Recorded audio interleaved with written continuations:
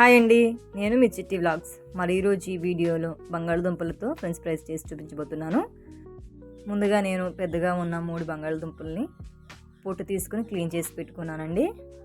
ఇప్పుడు బంగాళదుంపల్ని 4 వైపులా ఎక్స్ట్రా ఉన్న పార్ట్స్ని కట్ చేసి తీసుకుందామండి.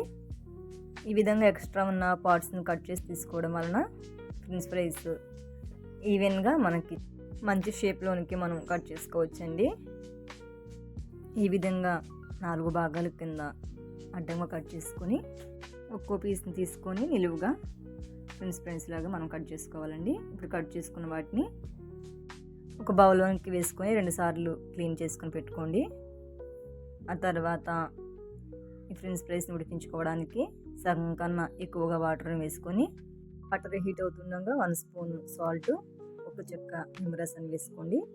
నిమ్మరసం వేయటం వలన కలర్ మారకుండా మంచి క్రిస్పీగా మనకి ఫ్రై అవుతాయండి. ఇప్పుడు ఈ తొక్కను కూడా ఈ నీటిలో వేసేసుకుందాము.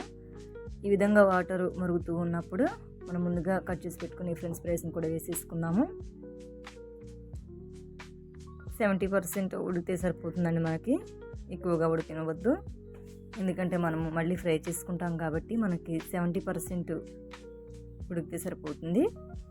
ఈ విధంగా ఉడికించుకున్న తర్వాత స్ట్రైనర్తో కానీ జారగట్టుతో కానీ తీసుకొని ప్లేట్లో కానీ కాటన్ క్లాత్ మీద కానీ వేసుకొని ఈ తడంతా పోయే వరకు తొందరగా చల్లారడానికి ఫ్యాన్ కింద ఒక 10 నిమిషాలు మనం పెట్టుకుందామండి. ఈ తడంతా పోవాలి.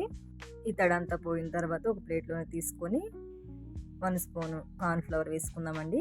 ఇంకేమైనా తడువు ఉన్నా సరే కార్న్ఫ్లవర్ పీల్చుకుంటుంది. అలానే ఫ్రై చేసుకున్నప్పుడు మంచి క్రిస్పీగా మనకి ఫ్రై అవుతాయండి. తినేటప్పుడు చాలా క్రిస్పీగా ఉంటాయి.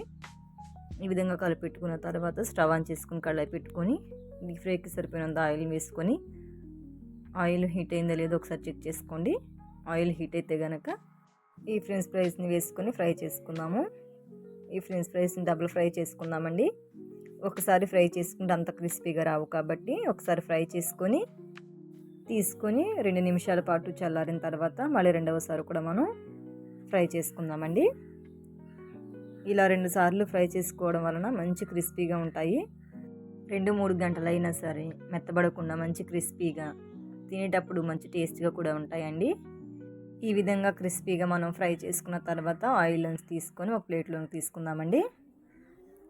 అలానే మిగిలినవి కూడా వేసుకొని ఇవి కూడా మంచి క్రిస్పీగా వచ్చే వరకు మనం ఫ్రై చేసుకుందాము. అంతేనండి, ఎంతో సింపుల్గా మనం ఇంట్లోని క్రిస్పీగా చిన్న చిన్న టిప్స్ పాటిస్తూ చాలా ఈజీగా మనం చేసుకోవచ్చండి. ఇప్పుడు ఫ్రై అయిన ఈ ఫ్రెంచ్ ఫ్రైస్లోనికి రుచికి సరిపోయినంత సాల్ట్, 1 స్పూన్ కారం వేసుకొని లైట్గా వేసిన సాల్ట్ కారం కలిసేంత వరకు కలుపుకొని సర్వ్ చేసుకోవడమేనండి. ఎంతో టేస్టీ అయిన ఫ్రెంచ్ ఫ్రైస్ ఇంట్లోని